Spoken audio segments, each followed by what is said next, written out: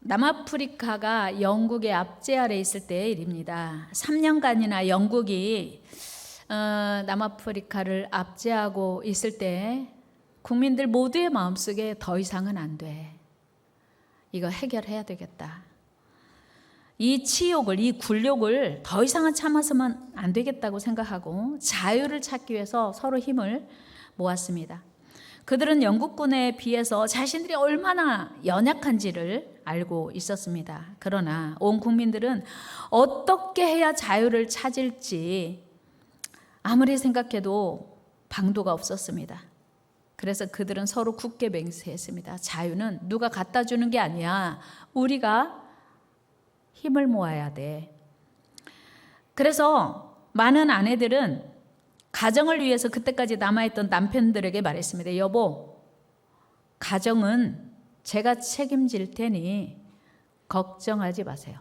전쟁터에 나가서 나라를 위해서 싸우세요. 그리고 아들 중에서 한 명만 전쟁터에 나간 어머니들이 서로 우리 아들 더 데려가세요. 우리 아들, 남은 아들 전쟁터에 가서 싸울 수 있는 기회를 주세요. 우리의 독립이 필요합니다. 이렇게 서로 요청을 했습니다. 그렇게 모든 국민들은 남녀노소 할 것 없이 나라를 위해서 기꺼이 희생하고 헌신할 준비가 되어 있었습니다. 심지어는 죽음까지도 마다하지 않았습니다. 어떻게 되었을까요? 드디어 그들은 마침내 독립을 이룰 수 있었습니다. 나라를 사랑하는 온 국민이 한마음으로 독립을 위해서 희생하고 헌신한 기적 같은 결과였습니다. 여러분, 사랑하면 희생할 수 있습니다. 사랑하면 헌신할 수 있습니다. 그래서 사랑은 능력입니다. 사랑은 어떤 어려움도 이길 힘을 발휘합니다. 사랑은 고난도 버틸 수 있는 힘이 됩니다. 오늘 본문에서 솔로몬의 예배, 그 유명한 1000번제에 대한 이야기가 소개되고 있습니다. 솔로몬은 다윗을 이어서 이스라엘의 3대 왕이 되었습니다. 사실 그는 정당한 방법으로 결혼한 사이가 아닌 다윗과 밧세바, 우리아의 아내 사이에서 난 아들입니다. 서열상으로 봐도 솔로몬보다 더 앞서 태어난 형님들이 있었기 때문에 솔로몬이 이스라엘의 왕이 되는 것은 불가한 일이었습니다. 희박한 일이었습니다. 그러나 그 모든 악조건을 극복하고 솔로몬은 이스라엘의 3대 왕이 되었습니다. 어떻게 이 일이 가능했을까요? 그것은 전적인 하나님의 은혜, 하나님의 사랑이었습니다. 솔로몬이 태어났을 때 하나님께서는 나단 선지자를 통해서 솔로몬의 별명을 지어주셨는데 그 별명은 바로 여디디야였습니다. 이는 여호와께 사랑을 입었다는 뜻입니다. 우리 사무엘하 12장 같이 읽습니다. 시작. 다윗이 그의 아내 밧세바를 위로하고 그에게 들어가 그와 동침하였더니 그가 아들을 낳음에 그의 이름을 솔로몬이라 하니라. 여호와께서 그를 사랑하사 선지자 나단을 보내 그의 이름을 여디디야라 하시니 이는 여호와께서 사랑하셨기 때문이더라. 아멘. 여러분 보세요. 신분, 출신, 성분은 대단치 않은데 하나님이 사랑하시니 그걸로 충분한 거예요. 배움이 많지 않고 가진 것이 많지 않아도 하나님이 사랑하시면 그걸로 충분한 거예요. 여러분, 하나님의 사랑을 입으셨습니까? 그것으로 충분해요. 여디디야가 태어났는데 우리아 아내 그리고 다윗과의 사이에서 태어난 솔로몬이 하나님이 사랑하시니 조건이 하나도 갖추어지지 않았음에도 불구하고 이스라엘의 왕이 될 수 있었다는 것입니다. 여러분, 모든 사람이 비난해도 모든 사람이 사랑하지 않아도 하나님의 사랑하시니 문제가 되지 않았던 거예요. 우리 하나님은 사람을 차별하지 않으십니다. 출신이 무엇이냐? 성별이 무엇이냐? 얼마나 배웠는가? 얼마나 가졌는가에 따라 차별하지 않으십니다. 하나님은 누구나 사랑하십니다. 하나님은 모두를 사랑하십니다. 사실 솔로몬은 그 누구 앞에서도 떳떳할 수 없는 부끄러운 존재였습니다. 그러나 하나님께서 그에게 특별한 사랑을 베푸시니 문제가 없었던 거예요. 이런 하나님의 사랑에 힘입어 솔로몬은 그 많은 형제들을 제치고 이스라엘의 왕이 되었습니다. 여러분, 자격 없는 솔로몬에게 하나님께서 은혜를 입혀주시고 이스라엘의 왕이 되고 보니 하나님의 은혜가 너무 감사한 거예요. 하나님께 받은 은혜가 너무 커서 솔로몬은 왕이 되자마자 하나님께 1,000번제를 드리기로 작정한 거예요. 여러분, 솔로몬이 1,000번제를 드릴 만큼 큰 사랑을 하나님께 받았다면 오늘 우리는 어떻습니까? 사실 우리는 하나님의 거룩한 자녀 되었습니다. 어떤 자격으로요? 자격 없어요. 아무런 조건도 없는 우리에게 전적인 하나님의 은혜로 구원해 주셨으니 그 사랑받은 우리는 하나님께 감사해야 될 줄로 믿습니다. 솔로몬이 왕이 될 자격이 없음에도 불구하고 하나님의 은혜로 이스라엘의 왕이 된 게 너무 감사해서 하나님께 1,000번제를 드렸다면 오늘 영원히 멸망할 우리, 영원히 저주받을 우리, 영원한 지옥에서 건짐받을 가능성이 전혀 없는, 조건 없는 우리를 살려주신 하나님께 우리는 감사를 드려야 합니다. 우리는 예수 그리스도의 십자가의 은혜로 구원받았습니다. 그래서 오늘 이렇게 이 시간 주님 앞에 나와 예배를 드리는 거예요. 십자가의 그 은혜, 십자가의 그 사랑이 너무 커서 하나님 앞에 예배를 드리고 있는 것입니다. 여러분, 하나님의 은혜를 입었다면 그 은혜를 깨달아야 돼요. 그리고 그 은혜에 감사하며 보답해야 합니다. 부모님께 은혜를 입었다면 부모님께 입은 은혜를 깨달아야 하고 깨달았다면 그 은혜에 보답해야 해요.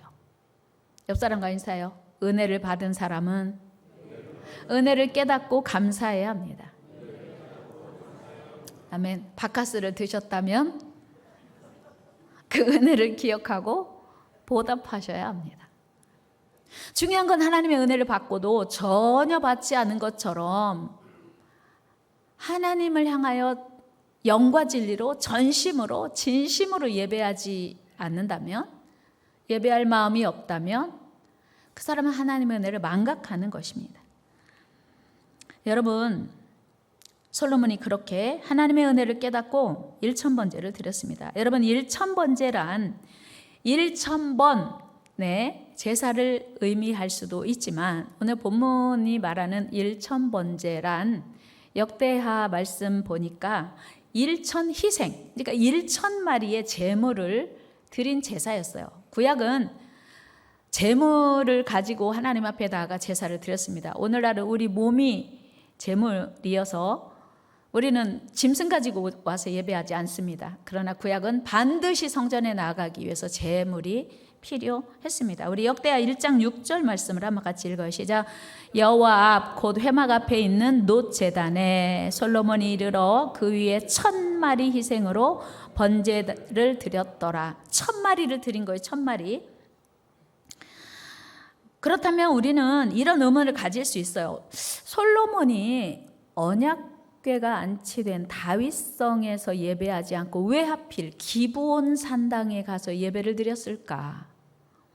그런데 성경에 보니까 지금 다윗이 오베데돔의 집에 있던 법궤를 분명히 다윗성에 안치했지만 아직 성전이 건축되기 전이었기 때문에 예루살렘 성, 그 성막에서는 제사를 드릴 수 없었습니다. 제사 드릴 도구가 없었어요. 그런데 기브온 산당이 제사 드릴 도구가 준비되어 있었습니다. 우리 역대상 16장 39절 말씀 읽어 시작. 제사장 사독과 그의 형제 제사장들에게 기브온 산당에서 여호와의 성막 앞에 모시게 하여. 아멘. 21장 29절도 보면 기브온 산당에서 드릴 당위성을 말씀하고 있어요. 시작. 옛적에 모세가 광야에서 지은 여호와의 성막과 번제단이 그때 기브온 산당에 있었으나. 아멘. 그러니까 광야에서 지은 성막이 기브온에 있었던 거예요. 그래서 지금 번제단이 있는, 물두멍이 있는, 떡상과 분향단이 있는 그 기브온 산당에 가서 솔로몬이 제사를 드린 것이었습니다. 그런데 그 당시 예루살렘에 살고 있던 솔로몬이 기브온 산당까지 1000마리의 제물을 이끌고 가는 일이 쉬웠을까? 약 10여 킬로 정도 되는 거리였다고 해요. 여러분, 소 한 마리를 끌고 10킬로를 간다고 해도 쉬운 일이 아닐 텐데, 요즘은 반려동물들이 많아서 저녁 나절에 보면 강아지 또 고양이를 이끌고 산책하는 분들이 참 많아요. 한 마리를 데리고 산책을 할 때에도 보면 때로는 멀리 가거나 너무 뒤서서 나중에는 그 주인이 이제 반려동물들을 안고 가는 걸 보게 돼요. 뭐 보조가 맞지 않거나 뭐 아니면 여러 가지 이유로. 그런데 여러 번 1000마리를 이끌고 10여 킬로를 갔다고 생각해 보세요. 물론 무슨 다른 교통수단이 있었는지 잘 모르겠어요. 그런데 1000마리를 이끌고 10여 킬로를 가는 일 결코 쉬운 일 아니었습니다. 그럼에도 불구하고 왜 솔로몬은 그렇게 여러 가지 불편을 감수하고 기브온 산당으로 굳이 가서 1000마리의 희생을 하나님께 잡아드렸을까? 사실 소 한 마리를 잡아드린다고 해도 결코 쉽지 않은 일이었습니다. 제물을 다 봐서 내장을 다 꺼내고 그리고 각을 떠서 번제단 위에 올려놓고 그 제물이 다 탈 때까지 기다려야 되는 것이 번제예요. 그런데 1000마리를 그렇게 잡아서 태워서 드리는 일이 어찌 쉬웠을까? 얼마나 많은 시간이 걸렸을까? 결코 작지 않은 수고와 짧지 않은 시간을 들여야 했습니다. 10마리도 아니고 100마리도 아니고 1000마리를 드렸으니 요즘 소 한 마리 얼마인가요? 한 300만 원 가나요? 300만 원 간다고 하면 1000마리면 얼마예요? 3억. 여러분, 솔로몬이 드린 1000번째, 아유 목사님 그 솔로몬이 왕인데 그까지 뭐 3억이 무슨 대수겠어요? 그럴 수 있지만 지금 권사님, 솔로몬이 왕이 된 지 얼마 되지 않았어요. 그런데 하나님께 제사를 드린다는 이유로 3억여 원의 재정을 들여서 제사를 한 번 드리는 일이 결코 쉽지 않았을 것을 짐작할 수 있습니다. 그렇다면 왜 솔로몬은 그 대단한 수고와 희생, 또 환경을 초월하는 엄청난 대가를 지불하는 헌신의 제사를 드렸을까? 사실요, 솔로몬의 1000번제는 전에도 없었고 후에도 없었습니다. 그 어떤 왕도, 하나님께 아무리 많은 사랑을 입은 왕도 1000마리의 희생을 한 번에 드려서 하나님께 제사했던 적 없습니다. 솔로몬 이후에도 없었고 전에도 없었습니다. 솔로몬이 유일했습니다. 그래서 솔로몬의 1000번제는 전무후무한 제사였습니다. 놀랍게도 솔로몬이 엄청난 제사를 드릴 수 있었던 것은 하나님을 향한 솔로몬의 사랑 때문이었어요. 하나님께서 자격 없는 자기를 이스라엘의 왕이 되게 하신 하나님의 은혜가 너무 커서 하나님께 1000 제물을 1000마리의 제물을 하나님께 드리고 싶었던 것이었어요. 그러니까 하나님의 사랑에 대한 보답, 또 다른 말로 하면 하나님을 그렇게 사랑했던 것입니다. 하나님을 향한 사랑의 표현, 넘치는 감사, 최고의 감사의 표현이 1000번제였다는 것입니다. 여러분, 예배는요, 은혜 받은 자가 하나님께 드리는 최고의 감사의 표현이에요. 다 같이 예배는 은혜 받은 자가 하나님께 드리는 최고의 표현이다. 아멘. 그러니 늦게 오고 눈 감고 예배 드리고 핸드폰하고 다른 짓 하면서 예배를 드리는 것은 있을 수 없는 일이에요. 하나님께 드리는 최고의 은혜 받은 자가 하나님께 드릴 수 있는 최고의 감사의 표현이 예배라면 우리 예배가 자세가 어떠해야 할지를 다시 생각하게 돼요. 또 하나, 오늘 솔로몬이 하나님께 1,000번제를 드렸는데 어떤 일이 일어났습니까? 1,000번제를 드린 바로 그날 밤에 하나님이 솔로몬에게 나타나셨어요. 아직 예루살렘에 내려가지 않았어요. 오늘 본문 읽은 본문에 보니까 기브온에서 하나님이 솔로몬에게 나타나셨대요. 그 무슨 얘기냐면 1,000번제를 드린 그 제사를 하나님이 기쁘게 받으셨다는 것이죠. 우리 하나님은 즉각적으로 솔로몬에게 나타나서 말씀하십니다. 내가 네게 무엇을 줄꼬. 우리 본문 말씀 한번 같이 읽어볼까요? 5절 시작. 기브온에서 밤에 여호와께서 솔로몬의 꿈에 나타나시니라. 하나님이 이르시되 내가 네게 무엇을 줄꼬 너는 구하라. 아멘. 여러분, 솔로몬이 얼마나 마음이 기뻤겠어요. 야, 하나님이 나에게 뭘 구하는지 다 준대. 얼마나 마음이 설렜겠어요. 여러분, 하나님이 만약에 오늘 이 시간에 이 자리에 오셔서 야, 내가 오늘 너에게 무엇을 줄까? 라고 말씀하시면 뭘 구하겠어요? 최병국 지사님, 하나님 오셔서 야, 최 집사야, 내가 너에게 원하는 것 말해, 다 줄게. 뭘 구하시겠어요? 가슴 설레지 않겠어요? 솔로몬이 어떻게 했냐면 솔로몬은 하나님 감사합니다. 자기 소원을 말하기 전에 하나님이 내게 베풀어 주신 은혜가 너무 커서 하나님 감사합니다. 하나님께 감사드렸어요. 오늘 3장 6절 한번 같이 읽어요. 시작. 솔로몬이 이르되 주의 종 내 아버지 다윗이 성실과 공의와 정직한 마음으로 주와 함께 주 앞에서 행함으로 주께서 그에게 큰 은혜를 베푸셨고 주께서 또 그를 위하여 이 큰 은혜를 항상 주사 오늘과 같이 그의 자리에 앉을 아들을 그에게 주셨나이다. 아멘. 하나님, 제가 지금 받은 은혜가 너무 커서 감사합니다. 감당할 수 없는 은혜 주신 감사합니다. 먼저 감사기도 드렸어요. 여러분, 하나님께 달라고만 하지 말고 감사하는 저와 여러분 되길 축복합니다. 하나님 기뻐하신 거예요. 그리고 나서 내가 너에게 무엇 해줄꼬?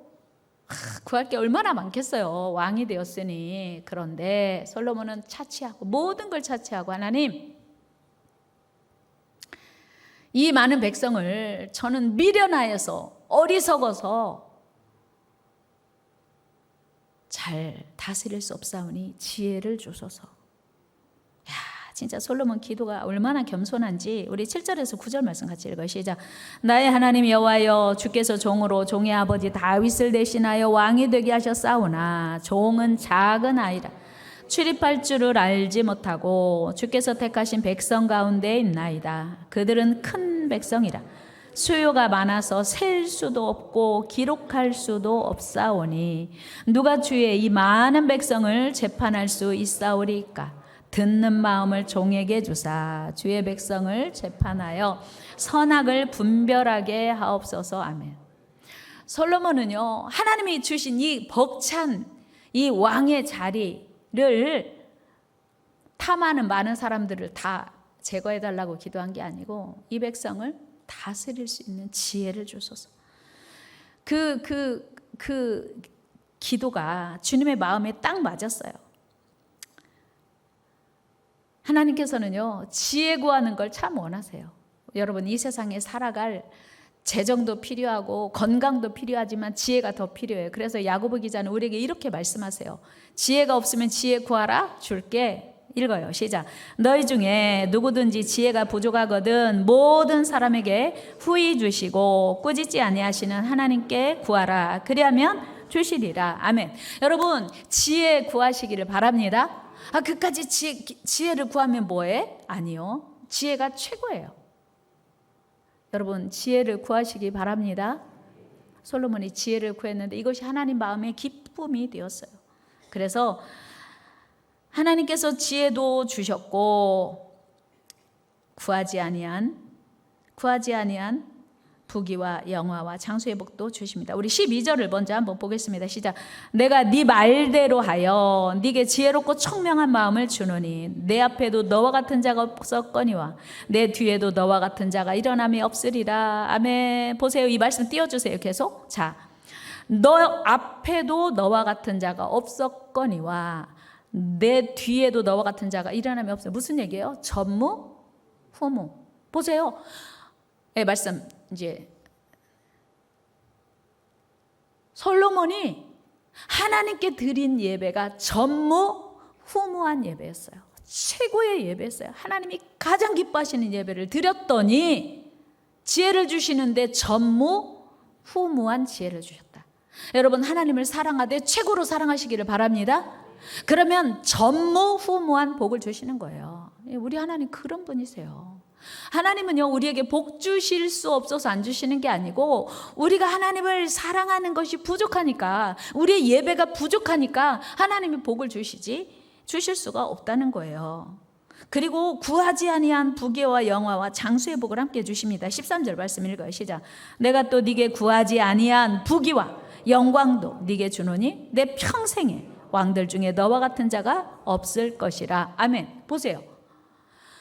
네가 구한 것은 물론 구하지 아니한 부귀와 영화와 장수의 복도 하나님이 같이 주시는 거예요. 하나님은 다 주실 수 있는 분인데 하나님 마음에 맞으니까 이렇게 놀라운 복을 주셨어요. 여러분, 이 복을 다 받아 누리는 저와 여러분 되기를 축복합니다. 아멘. 여러분, 솔로몬이 하나님께 받은 지혜가 얼마나 대단한지 아십니까? 성경은 이에 대해서 분명히 밝히고 있어요. 열왕기상 4장 32절에 보니까 솔로몬이 지혜가 얼마나 대단한지 잠언을 3,000가지나 말했대요. 시편을 1,005편 말했대. 읽어봐요. 그가 잠언 3,000가지를 말하였고 그의 노래는 1,005편이며. 솔로몬의 지혜가 얼마나 대단한지 알겠죠? 하나님이 주신 지혜였어요. 뿐만 아니고 이웃나라 왕들이 솔로몬의 지혜를 들으려고 온갖 예물을 가지고 방문했어요. 야, 솔로몬이 대단한 지혜를 하나님께 받았대. 그래? 그의 지혜가 얼마나가 보자. 여러분 아시잖아요. 성경에 바로 이 지혜를 받은 이후에 두 여인이 아기를 데리고 왔어요. 서로 자기 아기래요. 그 솔로몬의 유명한 재판 아시잖아요. 그래서 결국은 친모를 찾아주는 비상한 지혜를 솔로몬이 발휘합니다. 그러니까 주변 나라가 떠들썩했어요. 야, 솔로몬이 하나님께 지혜를 받았다는데 우리 가보자. 그래서 막 많은 예물을 가지고 와요. 우리 열왕기상 4장 34절 말씀 한번 읽어. 시작. 사람들이 솔로몬의 지혜를 들으러 왔으니 이는 그의 지혜의 소문을 들은 천하 모든 왕들이 보낸 자들이더라. 아멘. 보세요. 하나님께 최고의 예배를 드렸더니 최고의 지혜를 얻어서 주변 천하 모든 왕들이 사신을 보내서 솔로몬의 지혜를 듣게 되었다고 하는 거예요. 여기서 우리는 중요한 진리를 깨닫게 됩니다. 그것이 무엇입니까? 오늘 우리가 드리는 예배가 어떤 예배인지에 따라서 우리의 삶이 좌우된다고 하는 거예요. 오늘 우리 예배가 어떤 예배인지에 따라서 우리의 미래가 결정이 되고 우리의 삶의 질이 결정된다고 하는 거예요. 만복의 근원이신 하나님, 모든 만복의 주인이신 하나님이 우리 예배를 받으시기 때문이에요. 여러분, 우리 모두 하나님이 찾으시는 진정한 예배자, 헌신된 예배자 되기를 축복합니다. 주를 위한 완전한 예배, 그 한 번이 위대한 생애를 이루게 되었다는 것입니다. 아브라함은요, 모리아 제단에 이삭 한 번 드렸어요. 물론 자기 전 재산 다 드린 거예요. 그랬더니 그 한 번의 예배로 아브라함은 믿음의 조상으로 인정됐고 이삭의 생애가 모든 것이 다 완벽하게 하나님이 책임져 주시는 복된 삶 되었던 것입니다. 그런가 하면 하나님께 드리는 예배를 소홀히 한 사람들의 생애가 성경에 참 많이 나와요. 예배를 소홀히 했다가 저주받은 사람, 그러니까 예배를 잘 드려서 축복받은 사람의 이야기도 성경에 참 많은데 예배 소홀히 했다가 저주받은 사람들의 이야기가 성경에 나와요. 우리가 눈 뜨고 예배 드려야 되는 이유, 바카스를 마시고라도 전심으로 예배 드려야 되는 이유는 예배 한 번 소홀히 했다가 삶이 끝난 사람이 있어요. 대표적인 예가 사울왕.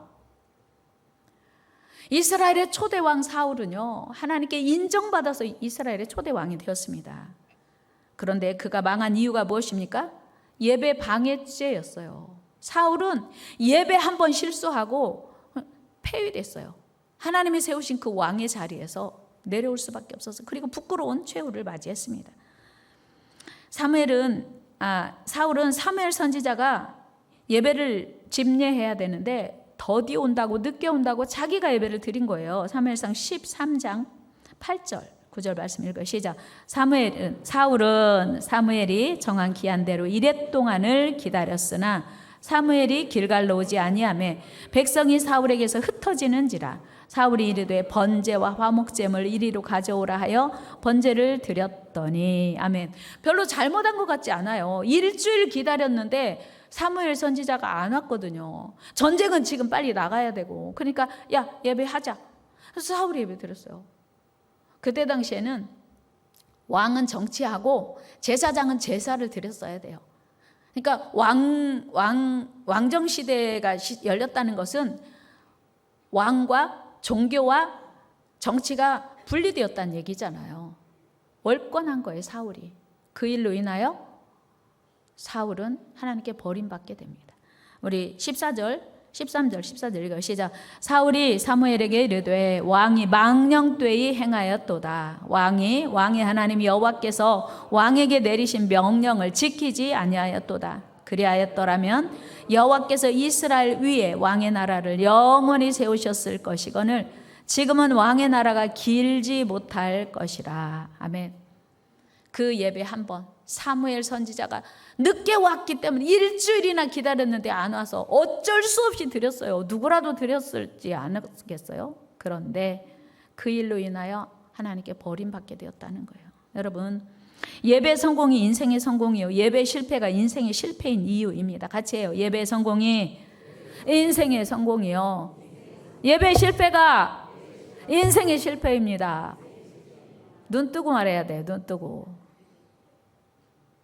여러분, 남유다 왕 아사랴가 하나님 보시기에 나름대로 정직하게 행했어요. 열왕기하 15장 3절 말씀 읽어볼까요? 시작. 아사랴가 그의 아버지 아마샤의 모든 행위대로 여호와 보시기에 정직히 행하였으나, 이게 문제인 거야. 정직히 행하였다 이렇게 끝났으면 되는데 정직히 행하였으나 이 말은 뭔가 문제가 있다는 얘기예요. 하나님 보시기에 정직히 행하였는데 문제가 있어요. 뭐예요? 하나님 보시기에 나름대로 정직하게 했지만 백성들이 우상 섬길 수 있는 산당을 완전히 제거하지 않은 거예요. 여러분, 솔로몬은 기브온 산당에서 예배드렸어요. 왜요? 그때 솔로몬 성전이 완성되지 않을 때였어요. 어쩔 수 없이 거기서 제사했어요. 성막도 거기 있었어요. 그런데 성전이 세워진 이후에는 당연히 정해진 예루살렘 성전에서 이스라엘 백성들은 다 예배드렸어요. 여러분, 요즘요, 코로나 팬데믹 이후에 가나안 성도가 많아졌어요. 합법적으로 집에서 예배드릴 수밖에 없는 시간을 지나다 보니 이제는 목사님 저 바빠서요, 집에서 예배드렸어요. 예배를 함께 모여서 성전에서 드릴 수 있음에도 불구하고 궁여지책으로 아니면 편리하다는 이유로 가정에서 예배를 드리는 것이 하나님 보시기에 합법일까? 아사랴가, 솔로몬은 그 산당에서 예배 드렸는데 산당을 제거하지 않은 그 이유 때문에 이스라엘 백성들이 우상 숭배할 가능성을 열어둔 그것 때문에 하나님께 저주받았어요. 말씀 한번 같이 읽어봐요. 시작. 오직 산당은 제거하지 아니하였으므로 백성이 여전히 그 산당에서 제사를 드리며 분향하였고 여호와께서 왕을 치셨으므로 그가 죽는 날까지 나병 환자가 되어 별궁에서 거하고 왕자 요담이 왕궁을 다스리며 그 땅의 백성을 치리하였더라. 아멘. 그러니까 우상 숭배할 가능성을 차단하지 않은 것 때문에 하나님께 버림받았어요. 나병 환자가 되었어요. 슬픈 일 아닙니까? 여러분, 우시야 왕도요, 나라가 강성해지자 하나님 앞에 교만하여 제사장 아사랴가 드리는 제사를 방해했고 자신이 대신 제사 드렸습니다. 이 일로 인해서 우시야 왕은 하나님께 저주를 받았어요. 나병 바라게 됐네요. 역대하 26장 가봅니다. 우시야가 손으로 향로를 잡고 분향하려 하다가 화를 내니 그가 제사장에게 화를 낼 때에 여호와의 전 안 향단 곁 제사장들 앞에서 그의 이마에 나병이 생긴지라. 대제사장 아사랴와 모든 제사장이 왕의 이마에 나병이 생겼음을 보고 성전에서 급히 쫓아내고 여호와께서 치심으로 왕도 속히 나가니라. 보세요. 제사를 하나님이 정하신 방법대로 하지 않으면 즉시 제사 드리는 중간에 나병이 발했다 했어요. 그러니까 예배만 드리면 되는 게 아닌 것을, 이 자리에 나와 있기만 하면 되는 게 아닌 것을 우리는 기억해야 돼요. 구약은요, 그 즉시 하나님의 저주가 임했거든요.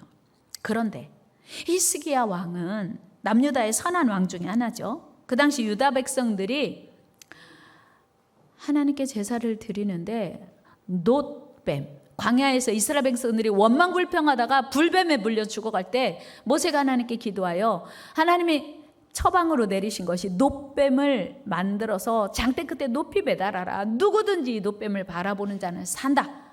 그래서 그 놋뱀이 이스라엘 백성들에게 구원의 상징이었어요. 그런데 사실은 그것이 예수 그리스도의 십자가를 상징하는 것이고 하나님이 허락하신 것이죠. 그런데 이스라엘 백성들은 마치도 그 놋뱀이 자기들을 살리는 것처럼 놋뱀을 숭배했어요.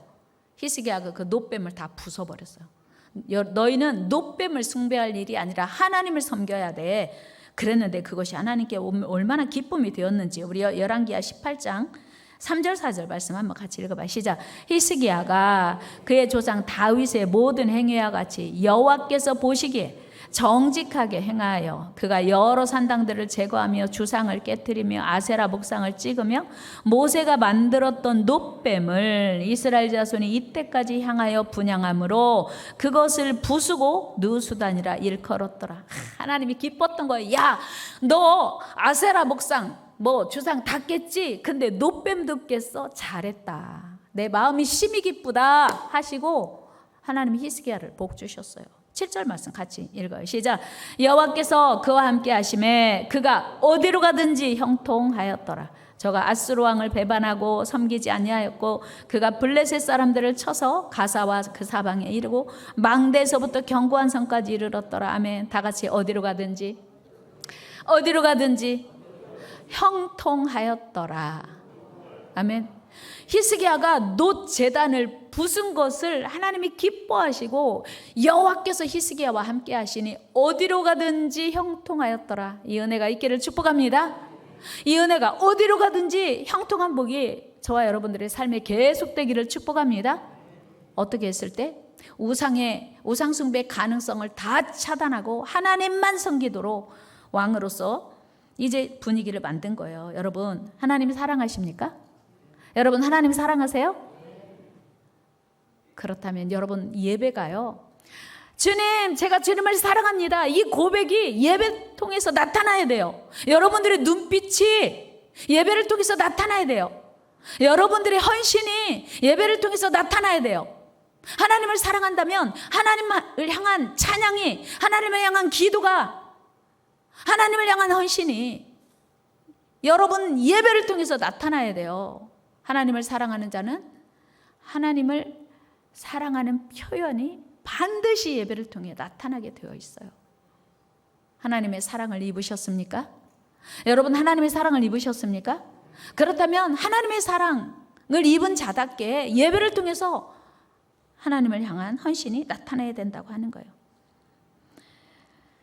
우리 하나님은 예배를 기뻐하세요. 어떤 예배요? 형식적인 예배? 아니요. 영과 진리로 드리는 예배, 최선을 다하여 드리는 예배, 진심으로 전심으로 드리는 예배를 기뻐하십니다. 그리고 하나님은 오늘도 이렇게 예배하는 자를 찾으세요. 뭐 하려고? 복 주시려고.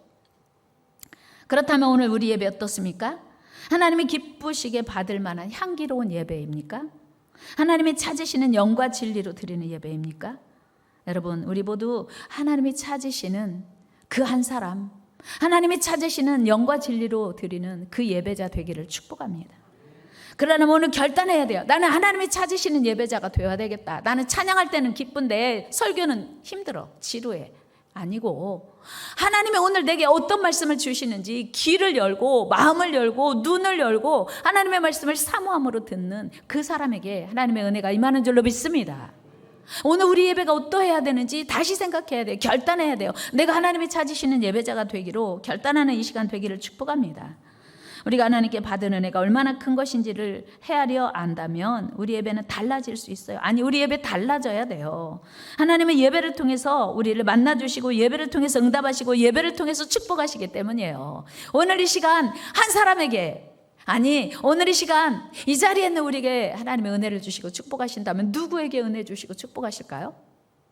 눈이 반짝반짝하고 자세가 하나님께서 오늘 누구에게 은혜를 주시든, 제가 지난주간에 2월 6일 날 저희 체육대회 했어요. 우리 노동현 집사님이 그 게임이 끝날 때마다 막 선물을 잔뜩 줘요. 그럼 그 선물을 갖다가 다 이렇게 나눠줘요. 뭐 행운권 추첨은 번호대로 했지만, 와, 그런데요, 그 선물을 막 바쁘니까 이제 막 뿌리는데 그거 하나 받으려고 막 눈이 번쩍번쩍 하더라고요. 여러분, 이 시간에 여러분들의 눈은요, 그까짓 거 무슨 선물 받을 그 눈과 비교할 수 없어야 돼요. 하나님이 보시기에 정말 기뻐하시는 예배자의 자세 회복하기를 축복합니다. 예배는 구원받은 하나님의 백성의 특권이에요. 다 같이 예배는 특권입니다. 예배는 사느냐 죽느냐의 기준이에요. 예배는 축복을 받느냐 저주를 받느냐의 기준입니다. 오늘 우리 예배가 새로워져야 할 이유입니다. 온 세상의 왕 되신 하나님께 최고의 감사와 영광을 돌리는 예배 되어야 돼요.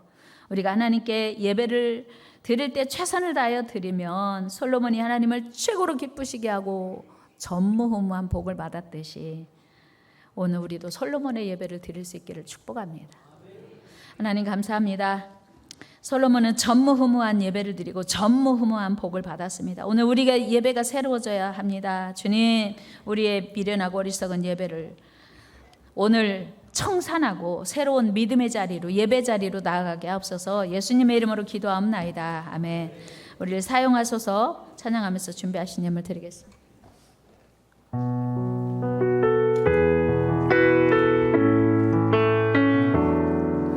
우리의